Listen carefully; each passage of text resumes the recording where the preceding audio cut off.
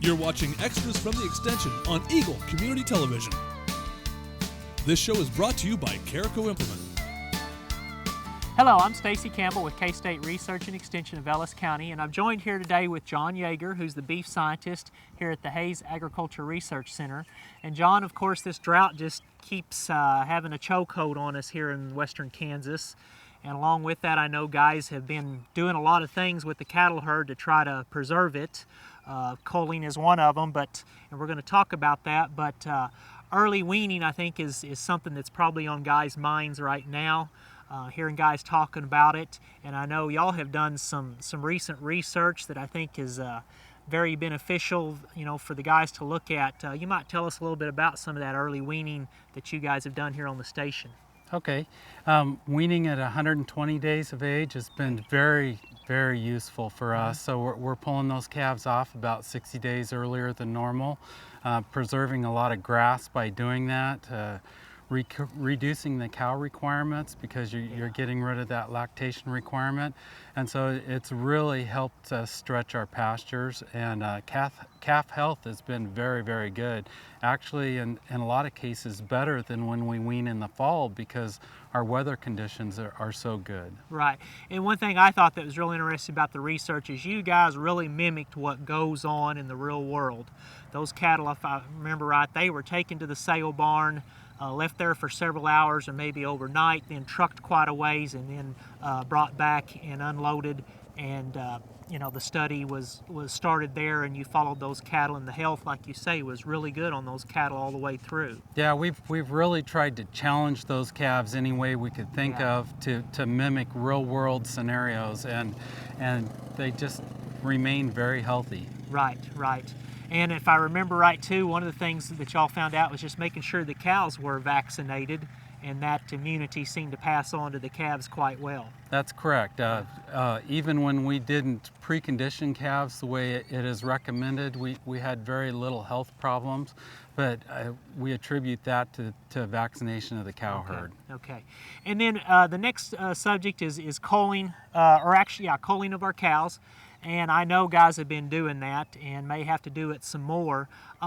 What pointers would you have on culling for the cow herd? Well, I would certainly consider early pregnancy diagnosis so we can get rid of those open cows. That's real obvious, but maybe preg checking a lot earlier than you have in the past.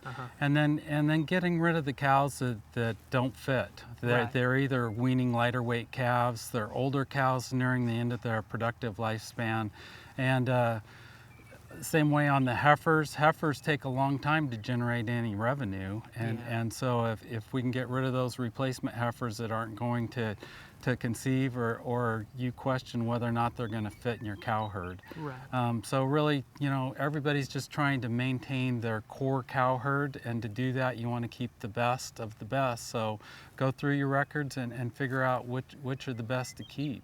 Right. I mean, I know guys are getting real busy this time of year, and maybe it's a little earlier than normal to be preg checking, but I think with the shortage of grass with this drought, probably guys want to consider rolling that date up. Yes, I would agree. The sooner you can act on all these things, the better, because it's going to preserve more grass later into the year for your core cow herd that you're hoping that you can hold on to. And with our ultrasound technologies, now you can preg check earlier? Yes, we preg check 32 days after we pull the bulls. This year on our heifers, we're going to preg check 32 days after AI. We're not going to turn any clean-up bulls out. And so what gets bred by artificial insemination will be what we keep, and everything else is going to go. Yeah, preg checking an extra 30, 60 days ahead of time could save you quite a bit of grass and water. Right. Okay, and then I think the last thing that you've been getting questions on, and I know talking to one of the local vets, he was saying that as well, is confined cow feeding. What would be some pointers there? You need to consider where you're going to keep them. If you can't keep them on the ranch, you're going to have to take them someplace else, probably to a commercial feedlot. And so disease is always a concern. And so you want to work with a real reputable feedlot and make sure your cows are vaccinated going into that feedlot. They're not going to be ran with other producers' cattle. Trick is a real concern in the state right now, and there's not going to be bulls in the pen, but that can be passed via bodily fluids, and so that's a concern.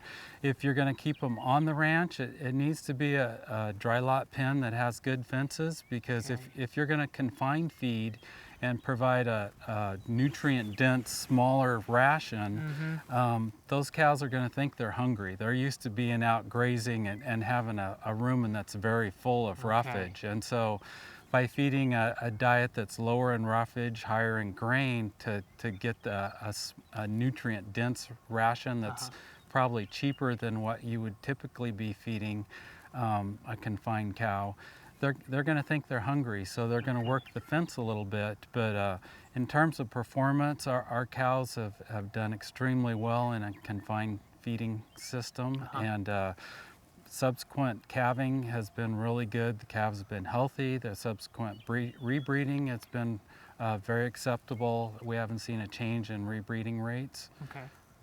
And the economics might actually kind of be there this year. I haven't put a pencil to it, but you know, the cattle prices have really went up, but the grain prices on the other end have kind of went down or stayed lower than some years. And so kind of from what I'm hearing, you know, the economics might possibly be there. A guy would just want to sharpen his pencil and look at that. I would agree, and consider ammoniation of low quality forage, wheat straw, barley straw, oat straw, whatever you have on hand. It needs to be a low quality forage to make it work. And we found at research here that ammoniating at 1.5% of the dry matter rather than 3% gets very acceptable results, and actually it's a little bit of a diminishing return when you ammoniate it at 3%. Yeah. And then of course the wet distillers, y'all done a lot of work on that, putting that wet distillers, or I guess any distillers for that matter, in with that low quality forage can be pretty acceptable ration, can't it? Right now wet distillers as well as dry has really dropped in price. Adding wet distillers to a low quality forage like straw helps bring that moisture content up, make it much more palatable. Right. It's a really comparatively cheap protein source.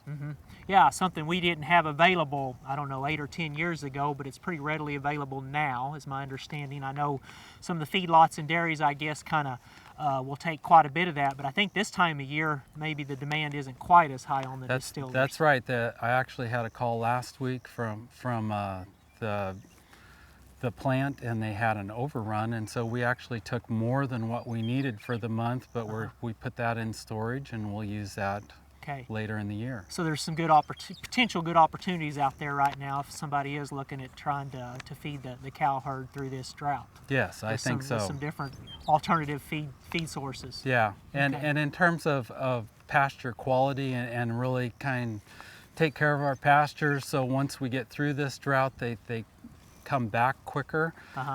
If you're providing more than 50% of their intake on a daily basis, you probably need to get the cows off that pasture. Okay. Well, John, we appreciate you taking the time out here this morning to visit with us about some of these drought issues that these cattlemen are facing, and we appreciate your time. And this has been Stacy Campbell and John Jaeger with K-State Research and Extension with Eagle Community Television. You're watching extras from the Extension on Eagle Community Television. This show is brought to you by Carico Implement. Spring is here, and that means it's time to come out and visit Carico Implement in Hays, Kansas for all your lawn care needs. We stock and sell the full line of John Deere riding lawn equipment, along with Honda walk-behind mowers and generators. We also offer the full lineup of steel power products. If your project requires even more muscle, check out our full lineup of John Deere compact tractors and skid loaders. And don't forget, we have the parts and services to keep you up and running all spring long. So whatever your spring lawn care and maintenance needs are, come on out to Carico Implement for a solution that fits.